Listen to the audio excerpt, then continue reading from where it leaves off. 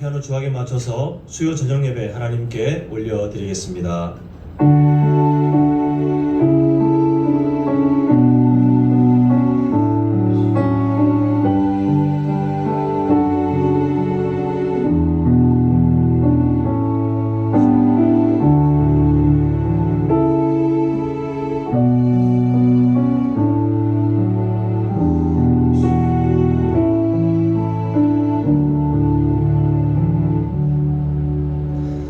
사랑의 아버지 하나님, 점점 추워지는 날씨 가운데 우리 모든 성도님들의 삶 가운데 하나님께서 은혜를 더하시고 강건의 힘을 더하셔서 하나님께 예배하는 것이 힘들지 않도록, 주님 성전에 오르는 것이 힘들지 않도록 주님께서 함께하여 주시옵소서. 오늘 수요 저녁 예배 하나님께서 주실 그 은혜를 기대하며 우리 모든 성도님들 그 겸손한 마음으로 이 자리에 함께 모였사오니 주님께서 우리의 삶 가운데 살아계신 하나님의 마음을 알 수 있도록 우리의 마음을 옥토와 같이 변화시켜 주시옵시고, 하나님 심겨지는 말씀 가운데 하나님께서 기뻐하시는 삶이 우리 삶의 자리마다 열매 맺힐 수 있도록 아버지 하나님 인도하여 주시옵소서. 예수님의 이름으로 기도합니다.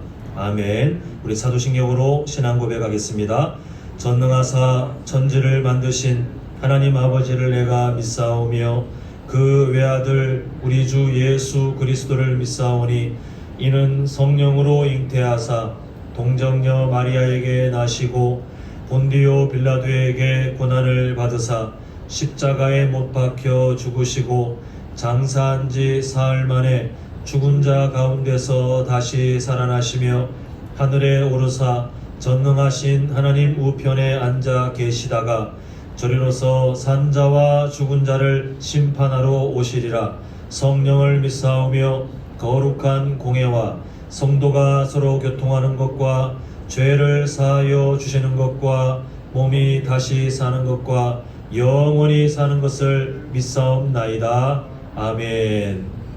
찬송가 28장 복의 근원 강림하사, 우리 찬송가 28장 함께 찬양하시겠습니다.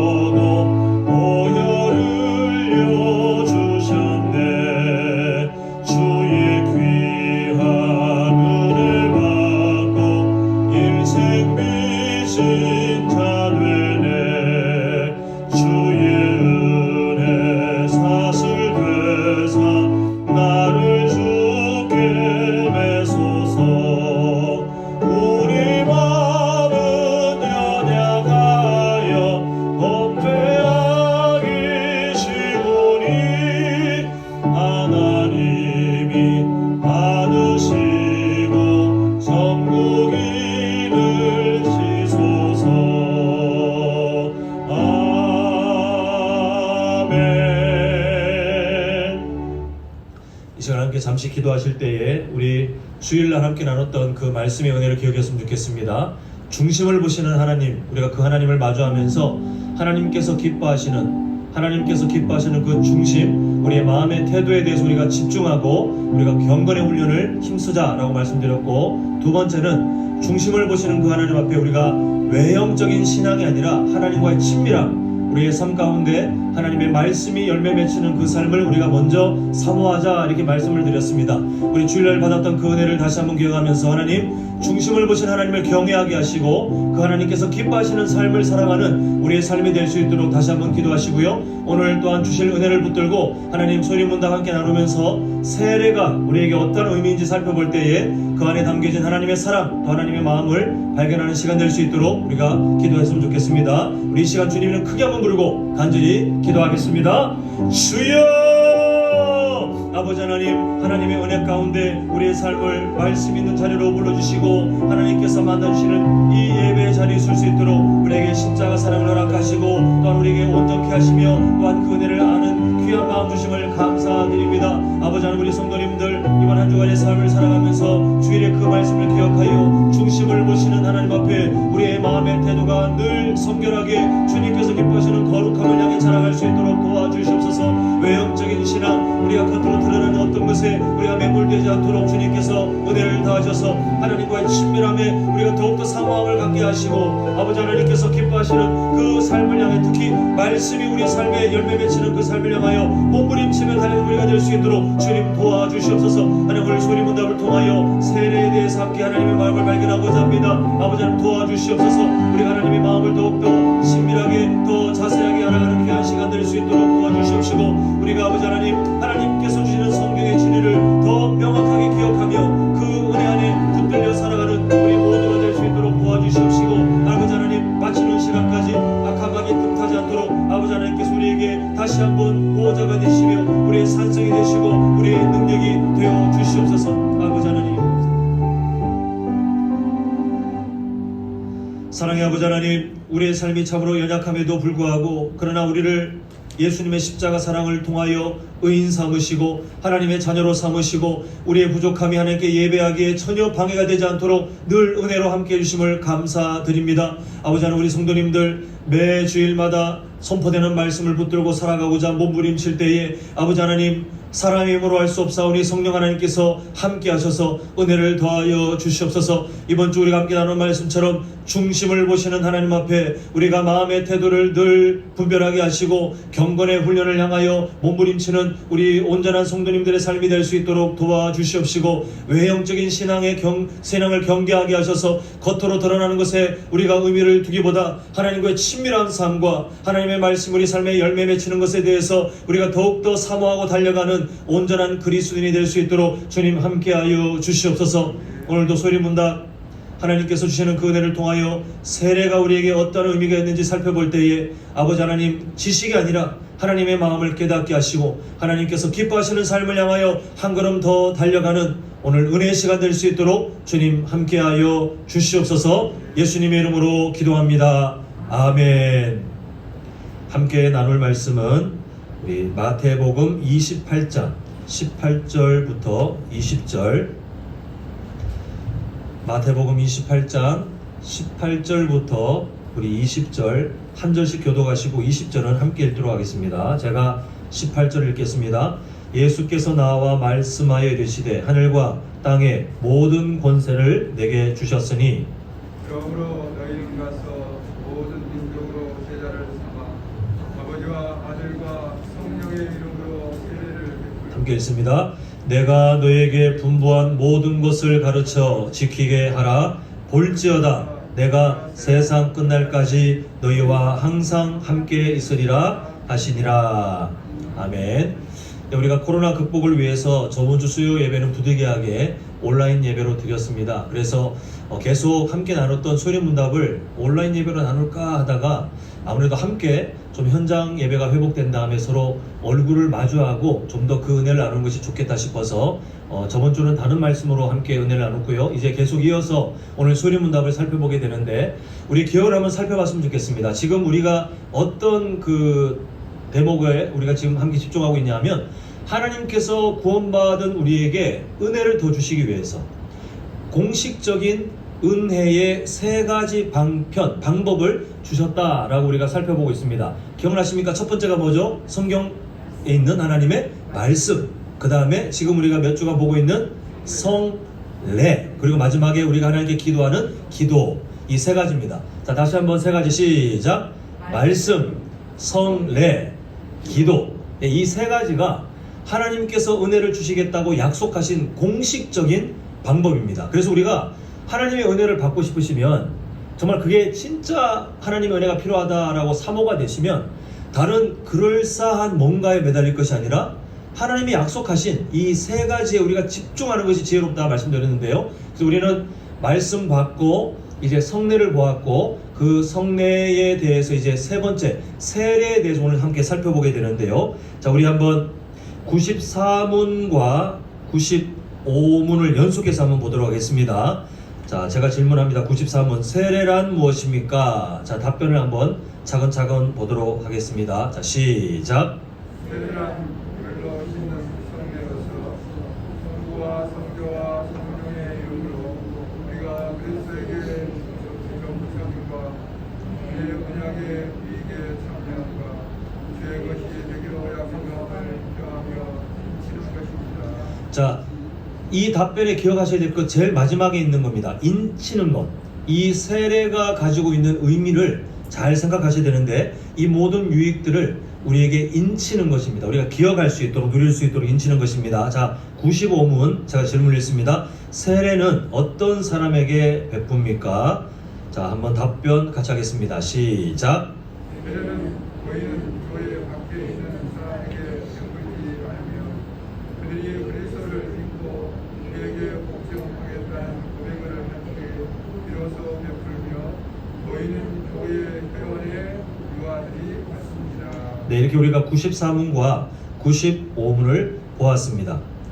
우리가 성례를 살펴볼 때에 성례와 관련된 소유문답의 내용을 보니까 먼저 경고가 나왔습니다. 그리고 성례는 이것이다 라고 나오면서 왜 경고를 먼저, 유독 이 성례에 대해서만 특별하게 경고가 먼저 나왔냐, 이 설명 드려졌죠. 성례는 특히 인간이 그 하나님께서 주신 명령, 이 성례를 지킬 때에 자칫 잘못하면 인간 중심으로 우상화할 수 있는 아주 큰 위험이 성례에 깔려있기 때문에, 그래서 소리문답은 성례는 이런 것이 아니다 라고 경계를 하고 그 다음에 성례는 이런 것이다 이렇게 설명을 했다라고 말씀드렸습니다. 그래서 가톨릭은 지금도 7성례라고 해서 7가지 성례를 인간 편의와 관련된 것들을 만들어서 더 추가해서 섬기고 있습니다만, 우리는 말씀에서 가르치는 딱 2개, 세례와 성찬만 성례로 인정하고 나머지는 성례로 우리가 부르지 않다는 거 꼭 기억하셨으면 좋겠고요. 그래서 오늘 첫 번째 세례를 보게 되는데, 몇 가지 다 다루기는 너무 내용이 많을 것 같아서 중요한 것들 몇 가지만 좀 나누고자 합니다. 첫 번째가 뭐냐면, 저를 따라합니다. 방법보다 내용이 중요합니다. 혹시 성도님들 중에 침례교를 다니셨거나 침례교를 아시는 분들은 우리와 세례 방법이 다른 거 아시죠? 그죠? 이름도 침례라고 부릅니다. 성경책에도 아예 세례가 아니라 침례라고 되어 있는데, 과거 이스라엘의 문화에 의하면 세례를 줄 때에 물이 흐르는 곳에서 주는 게 일반적이었습니다. 왜냐하면 그냥 물이 흐르고 있으니까 가장 접근성이 좋겠죠. 그래서 물이 흐를 때에 그 물이 흐르는 곳에 가운데 가서 사람에게 잠기게 하는 것이 일반적인 그 세례의 형태였는데, 이걸 고수하고 있는 교단이 침례교입니다. 그래서 실제로 지금도 침례교는 그 날이 되면 그 준비된 흰색 옷을 입고 아예 그냥 물에 잠수시키듯이 잠겼다가 나오는데, 그냥 흔히 가볍게 지나가는 말입니다만, 목회자들이, 우리 교단의 목회자들도 그냥 농담삼아 말하기를, 성도님들에게 이렇게 어떤 기억으로 따지면 침례가 진짜 확실할 것 같긴 하다. 왜냐하면 완전히 물속에 들어가서 숨을 못 쉴 정도로 꼴까닥 들어가요. 얼마나 여러 가지 생각이 들겠습니까? 그러다 보니 내가 정말 이 날이 뭔가 의미가 있고, 이게 더 의미 부여하기에 참 방법적으로는 어떤 의미는 있겠다 이렇게 생각하는데, 우리 개신교는 침례교의 방법 따르지 않고 우리 기독교의 우리 교단 측은 세례라고 해서 물을 그냥 약식으로 뿌리는 것으로 이렇게 하는 것을 보게 됩니다. 한번 여쭤볼게요. 마음속으로 답을 해보세요. 둘 중에 어떤 게 옳을까요? 과거 유대인들의 문화를 따라 우리 교회도 뒤에 침례교처럼 욕조를 하나 만들고 날이 되면 그냥 제가 사정없이 물에 잠궈버리는 게 맞을까요? 아니면 약식으로 물을 뿌리는 게 옳을까요? 정답이 뭐냐면 둘 다 상관없다입니다. 아까 전에 제가 따라 하십시오라고 했을 때 뭐라고 했죠? 기억나십니까? 방법이 중요한 게 아니라 뭐가 중요해요? 내용이 중요하다 이렇게 말씀드렸습니다. 침례든 세례든 그 방법이 그냥 그 교단에서 추구하는 바에 거기에 소속된 성도님들은 그대로 따라가시면 됩니다. 뭐 어느 것을 우리가 부정하거나 비판하거나 그럴 것 없이 그 두 가지 방법 다 전 세계 여러 교회들이 혼용되는, 물론 교단에 따라서 그 교단 안에서는 혼용이 되지 않습니다만 교단별로 혼용이 되고 있기 때문에 이게 뭐가 옳다 뭐가 그르다라고 말할 수 없습니다. 다만 우리는 뭘 기억해야 되냐 하면 그 방법보다 세례의 내용을 우리가 더 기억해야 되는데요. 혹시 기억하실까요? 성례의 위험성에 대해서 우리가 잠시 볼 때에 성례는 집례자가 누구냐에 따라서 은혜가 주어졌다 안 주어졌다 더 갔다 안 갔다 결정되지 않고, 또 성례의 어떤 그 방법 그 절차만으로 은혜가 자동으로 주어지는 것이 아니다라고 말씀드렸습니다. 그래서 소위 문답은 분명히 뭐라고 선을 걷냐면 성례가 우리에게 은혜의 그 방법이 되는 이유는 크게 세 가지였어요. 첫 번째는 그 성례를 명령하신 예수님께서 복을 허락하셨고, 두 번째 성례에 참여하는 우리가 구원받은 사람들의 믿음이 필요하고, 마지막 세 번째가 아주 중요한데 은혜를 주시는 성령 하나님께서 우리에게 은혜 주시기로 열심히 일하실 때에, 우리를 위해서 은혜 주시기로 작정하시고 일하실 때에 우리는 세례든 성찬이든 그 안에 담겨있는 하나님의 은혜를 우리가 풍성히 받을 수 있습니다. 그래서 사람이 뭐 침례를 하든 아니면 뭐 물을 약식으로 뿌리든 그 방법이 중요한 것이 아니라 그 안에 담겨있는 하나님께서 왜 이것을 우리에게 하라고 주셨는지에 대한 마음이 중요한데요. 자, 우리 한번 히브리서 10장 22절 우리 화면 한번 보시겠습니다. 제가 먼저 읽겠습니다. 우리가 마음의 뿌림을 받아 악한 양심으로부터 벗어나고 몸은 맑은 물로 씻음을 받았으니, 그 다음이 중요합니다. 참 마음과 온전한 믿음으로 하나님께 나아가자. 그 세례는 침례를 하든 물에 잠그든 아니면 물을 뿌리든 그 방법이 중요한 게 아니라 우리가 그 세례 의식을 통하여 우리의 삶 가운데 예수님에 대한 온전한 신앙 고백을 통해서 참 마음과 온전한 믿음으로 하나님께 나아가는 삶이 중요한 거지. 야, 너는 물에 잠겼어? 그 번거롭게 왜 그렇게 방법에 대해서 왈가왈부할 필요가 없더라는 것입니다. 그래서 우리가 계속해서 방법에 대해서 의미를 부여하면서 이렇게 하는 것이 옳다, 저건 아니니까 저건 틀렸다, 아니면 세례할 때 그 물이 되게 거룩한 물 같더라, 그 물을 내가 가질 수 없냐, 이렇게 어떤 방법적인 그런 도구에 매몰되면 우상숭배예요. 매우 위험한 일입니다. 그래서 우리는 항상 교회는 약간 유연해야 되는데 절차와 약속을 지켜야 되지만, 그런데 그 절차와 약속 때문에 우리가 거룩해지고 우리에게 자동으로 은혜가 주어지는 것이 아니라 항상 하나님과 우리의 마음의 문제예요. 그래서 우리는 세례의 그 내용을 중요하게 생각해야 된다는 것을 기억했으면 좋겠고요. 자, 두 번째 저를 따라합니다. 세례는 새 언약 백성이 되는 예식입니다. 자, 시작. 새 언약 백성이 되는 예식입니다. 자, 우선 세례는 뭐 이미 다 아시는 것처럼 교회가 만든 전통이 절대 아닙니다.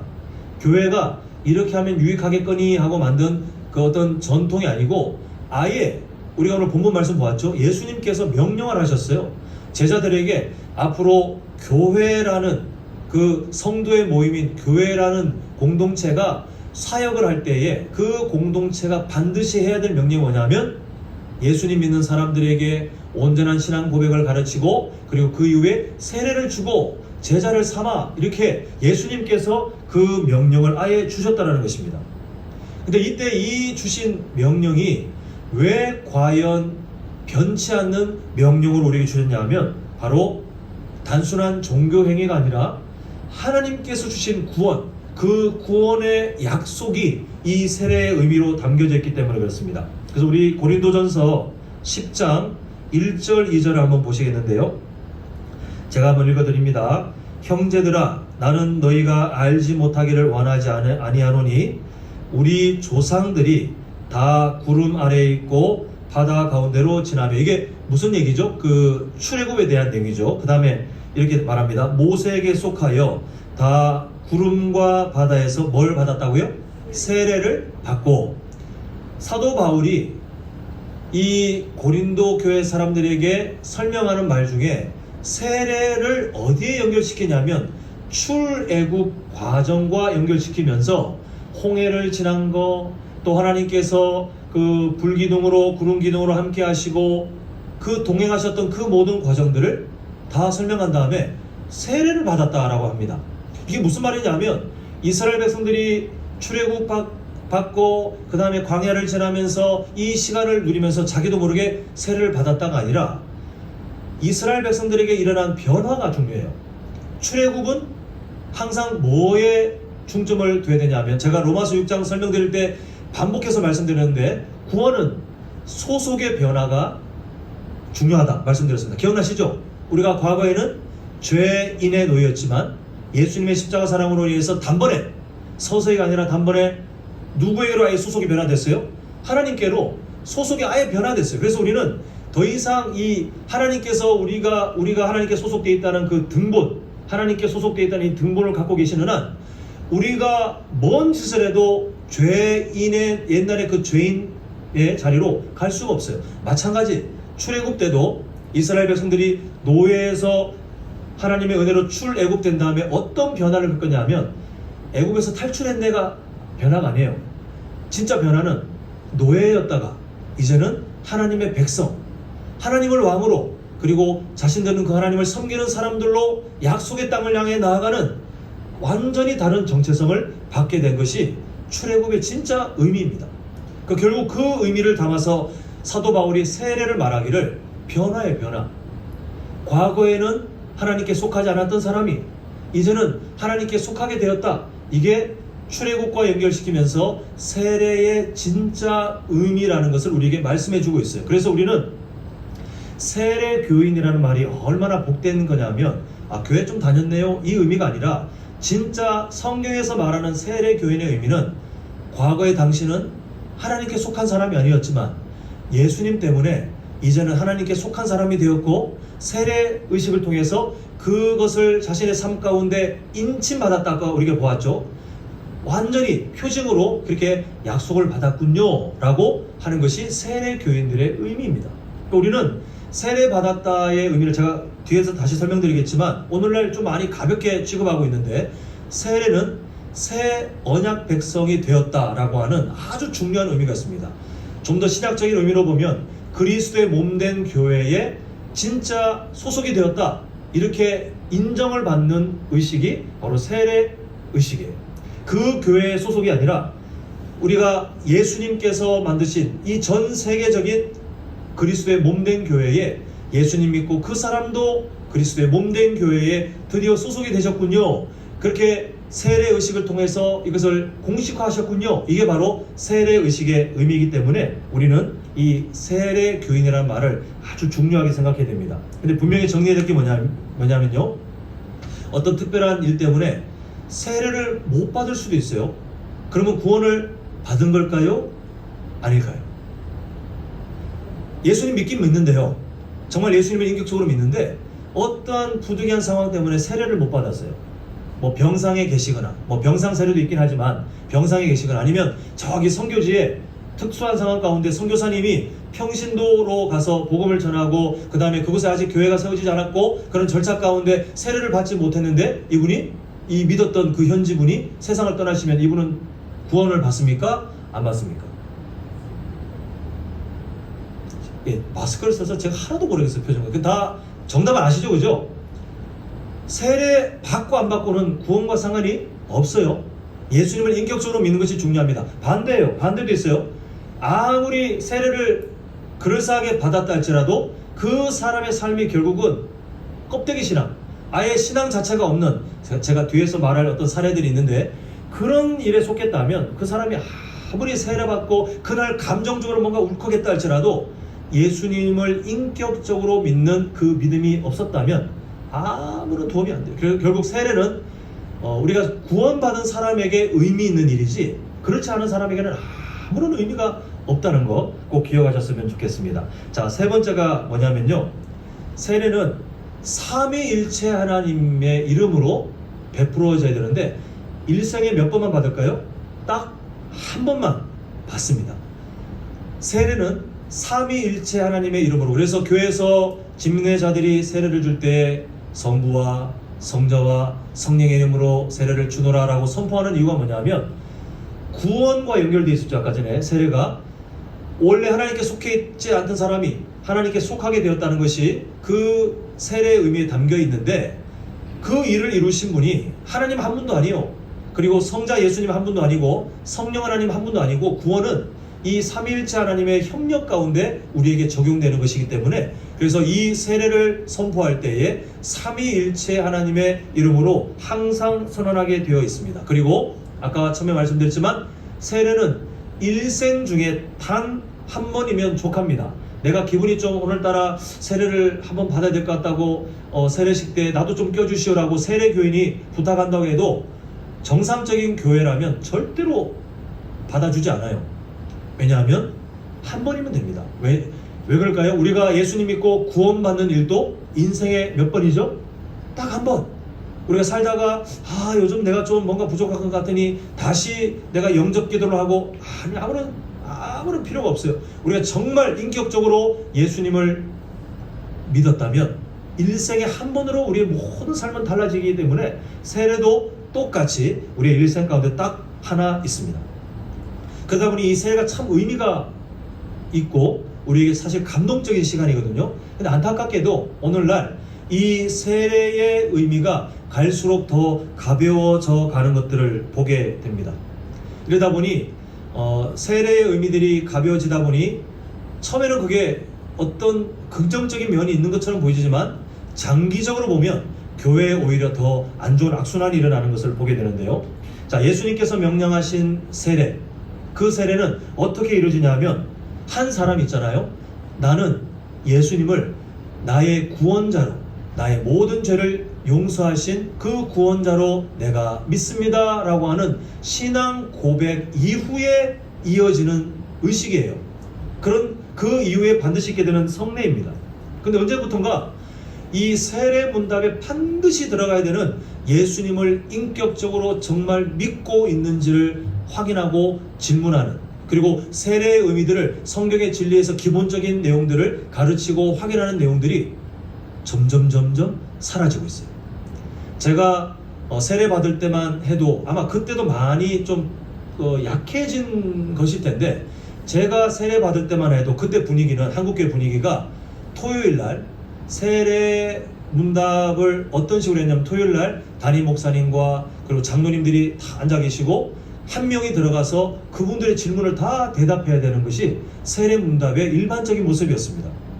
근데 요즘은요, 그조차도 안 해요. 뭐 하는 교회들이 있으면 참 감사한데 안 합니다. 오히려 성도들의 마음 가운데 어떤 마음이 드느냐면, 내가 굳이 귀찮게 그걸 왜 받아? 이런 마음을 갖고 있어요. 그 세례식을 받으라고 할 때에 원래는 저 정말 예수님 믿는데 저 세례 받게 해주시면 안 됩니까? 이게 맞아요. 근데 이게 바뀌어가지고 세례 제발 좀 받으면 안 됩니까?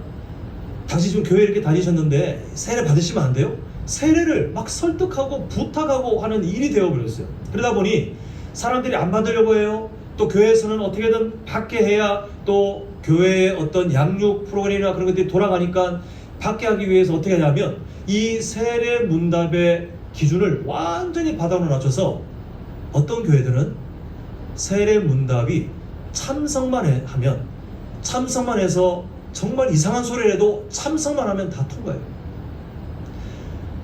물론 세례 교인들의 숫자는 늘어납니다. 꾸준히 늘어날 수 있는데 어떤 문제가 생기냐면, 예수님을 믿지 않는 사람들이 스스로 세례 교인이라고 생각하며 살다가 어느 때가 되면 직분을 받기 시작합니다. 그분은 교회에 소속이 되어 소속감이 생기니까 또 열심히 합니다. 근데 하나님이 정말 긍휼히 여기셔서 그 과정 중에라도 그 사람에게 정말 구원의 확신, 그 믿음을 주시면 감사한데, 그렇지 않은 경우들도 한국교회 꽤 많아요. 예수님 믿고 집사 직분 받고 있는데도 신앙이 없어요. 성경에 대한 바른 이해가 없어요. 세례 교인이지만 왜 세례 교인인지에 대한 어떠한 의미도 모르고 그냥 남들이 받으라고 하니까 학습받고, 남들이 그 가서 무릎 꿇고 있으라고 하니까 나중에 세례 때 물 뭔가 적시고, 나중에 세례교인이네요. 당신 세례교인이니까 나중에 집사합시다. 이렇게 그냥 쭉 따라왔는데, 그렇게 신앙생활 하다 보면 나중에 교회가 어떤 일이 일어나냐면 계속해서 함께 믿음의 수준이 내려가면서 악순환이 일어나요. 그런 믿음의 수준이 내려가니까 갑자기 또 수준을 올려가지고 말씀대로 우리가 세례의 진짜 의미를 묻고 신앙 고백을 확인합시다. 이러면 또 교회 안 나가요. 계속해서 악순환이 일어나는 것이 지금 현 시대의 특징이 되어버렸습니다. 우리 성도님들께서는 지금 다 세례교인인 걸로 알고 있습니다. 과거에 어떻게 세례를 받으셨는지 모르겠지만 우리는 있잖아요. 세례를 어떻게 받으셨는지도 중요하지만 지금 내가 세례교인으로 정말 그 수준에 맞게 우리가 훈련받았고 그 수준에 맞게 우리가 믿음 생활을 하고 있는지 늘 자신을 돌아보는 것이 우리 스스로에게 너무나도 유익하고 복된 일입니다. 제가 이런 비유를 한번 생각해 봤는데요. 세례는 운전면허의 면허증과 비슷한 것 같아요. 적당한 비유라고는 할 수 없겠지만 그냥 가급적이면 비슷하게 한번 제가 비유를 해드리면 세례의 그 성례는 운전면허의 면허증과 같다라고 생각이 됩니다. 한번 상상해 보세요. 사람들이 운전할 때 교통법규 그 이론 시험을 그 필기 시험을 봅니다. 그런데 어떤 사람들은 정말 벼락치기로 해서 공부하고는 다 까먹어요. 그런 사람이 운전대를 잡고 돌아다니면 위험할까요? 위험하지 않을까요? 또 어떤 사람들은 있잖아요. 운전면허 딸 때 그 학원에서 가르쳐준 공식대로 자 이때는 몇 번 돌리시고 또 이렇게 하시고 그렇게 해서 나오지만 사실 운전은 자꾸 해야 익숙해지는데 나왔다가 겁난다고 그냥 운전면허는 장롱에 넣고 생활하다가 나중에 운전해야 될 때가 와서 억지로 차를 준비해서 운전하기 시작하면 그분은 면허증은 있어요. 나라에서 당신은 차를 몰아도 되는 사람입니다라고 면허증을 받았지만 완전히 차에 대해서 지금 문외한이 돼서 운전에 대한 운조도 다 까먹어버린 사람이 도로에 나간다면 위험할까요? 안전할까요? 운전면허도 원래는 교통법규를 완전히 이해하는 사람 그리고 차에 대해서 익숙하게 아는 사람이 도로에 차를 끌고 나와야 그래도 사고 위험률이 많이 낮아지는 것 아니겠습니까? 세례교인의 삶이 그래요. 예수님 안 믿는 사람이 그냥 상황에 따라 억지로 아니면 그 교회의 어떤 사정에 따라서 아주 문턱이 낮은 그런 제도를 통해서 세례교인이 되었을 때에 믿음은 없는데 나중에 직분 받아요. 살아가면서 그런 사람들이 늘어나 있는 교회를 상상해 보십시오. 마치 이 여수시에 운전면허가 어느 날 발급되는데 너무 쉽게 그냥 다 까먹어도 괜찮고 차를 모르는 사람들이 한 수백 명이 운전면허를 따가지고 차를 끌고 다니는 것이 우리 성도님들 귀에 들리면 과연 도로에 다니는 사람들에 대해서 이렇게 서로 신뢰가 생기겠습니까? 한 교회에 세례에 대한 온전한 의미를 찾지 못하고 그 신앙 고백도 모르고 또 성경의 진리의 그 기본적인 구원이 어떻게 이루어지는지 예수님이 어떻게 오셨는지 그 기본적인 내용도 하나도 모르는 사람들이 직분자로 앉아있는 그런 사람들이 가득 있는 교회라면 그 교회는 위험해요. 그래서 우리는 세례교인답게 더욱 훈련되어야 되고 세례교인답게 우리의 믿음 생활 정말 주님께서 기뻐하시는 삶을 향해 살아가야 될 때 그때 우리는 우리의 삶이 세례받은 사람답게 하나님께 영광이 되고 그리고 우리의 삶 가운데 그리스도의 향기가 삶의 여러 모습을 통해서 하나하나 퍼져나가는 것이 바로 우리의 복된 삶이 되는 것입니다. 이제 말씀을 맺겠습니다. 다 세례받으신 분들 여기 앉아 계실 줄 믿는데요. 우리 성도님들 오늘부터 주님께서 부르시는 그날까지 세례의 진짜 의미 내가 하나님의 그 은혜 예수님의 십자가 사랑을 통하여서 새로운 언약 백성이 되었다는 그 징표 내가 원래는 하나님께 속해 있지 않았지만 예수님의 십자가 사랑 때문에 이제는 하나님의 자녀가 되었고 의인이 되었고 천국 백성이 되었다는 그 징표가 그때 내가 받은 세례식이 그 징표였구나 라고 우리가 의미를 생각하면 어떤 일이 벌어집니까? 우리는 우리 자신에 대해서 하나님의 은혜를 기억하며 감사할 수 있게 돼요. 우리 자신에 대해서 정죄하고 우리의 부정적인 모습만 집중하는 것이 아니라 나는 이미 변화된 나의 소속이 변화된 정말 귀한 존재구나 그 은혜로 우리가 다시 한번 새 힘을 살아갈 수 있는 힘을 얻게 되는데요. 그래서 성례가 은혜의 방편이 되는 것입니다. 우리에게 세례를 한 번만 주고 딱 끝나는 것이 아니라 세례는 받을 때도 은혜지만 세례 받고 나서 내가 세례를 받았다는 것을 기억할 때마다 우리에게 은혜가 되어야 정상인데 우리 성도님들의 삶이 그렇게 되길 간절히 소망하고요. 또한 바라기는 우리 교회에 이제 뭐 유아 세례를 받았든 안 받았든 나중에 입교식 아니면 세례식을 해야 될 우리 어린 자녀들이 있는데 저는 우리 자녀들에게 나중에 제가 문답할 때 반드시 확인할 거예요. 예수님을 정말 믿는지 안 믿으면 나이가 뭐 몇 살이 되든 저는 세례를 받지 말아라고 권면할 예정입니다. 근데 이왕이면 우리 아이들이 어릴 때부터 너 예수님 믿니라고 했을 때 그 말이 망설이지 않고 눈이 반짝반짝하면서 목사님 저 정말 예수님 믿어요. 정말 예수님 때문에 내가 의인이 되었다는 것을 저는 믿고 있어요. 이 고백을 통해서 우리가 기쁨으로 또 한 명의 세례교인 또 한 명의 입교인을 우리의 다음 세대로 준비하는 복된 교회, 복된 가정이 될 수 있기를 간절히 소망합니다. 기도하겠습니다. 사랑의 아버지 하나님, 오늘 세례의 그 의미를 잠시 짧게나마 살펴보았는데 아버지 하나님, 우리가 일생에 한 번 받고 그냥 언제 받았는지도 모르고 또 어떤 사람들은 내가 세례를 받았는지 안 받았는지 헷갈리는 그런 이 한국교회 실태 가운데 우리 성도님들은 세례 교인임을 기쁨으로 감사함으로 돌아보며 하나님, 우리가 하나님의 그 사랑, 예수님의 십자가 사랑을 통하여 새 언약 백성 되었다는 그 표징을 늘 기억하고 우리가 그 은혜로 살아가는 귀한 인생 될 수 있도록 주님 함께하여 주시옵소서. 무엇보다 우리 교회가 세례 교인들을 배출할 때에 바른 진리, 바른 신앙 고백으로 더욱더 성장하길 간절히 소망합니다. 아버지 하나님, 우리 자녀들 앞으로도 그 세례의 과정들을 준비하게 될 자녀들의 어릴 때부터 하나님께서 믿음을 허락하시고 그 입술의 고백이 담대하게 저 예수님 믿는 거 맞습니다라고 자랑하며 감사할 수 있는 참된 성도들이 준비되게 하셔서 우리 교회는 하나님 세례교인다운 세례교인들이 배출되고 입교인다운 입교인들이 배출되는 정말 건강한 교회로 자라갈 수 있도록 아버지 하나님 은혜를 허락하여 주시옵소서. 예수님의 이름으로 기도합니다. 아멘. 자, 우리 함께 찬송가 80장입니다. 천지에 있는 이름 중 우리 함께 찬양하시겠습니다.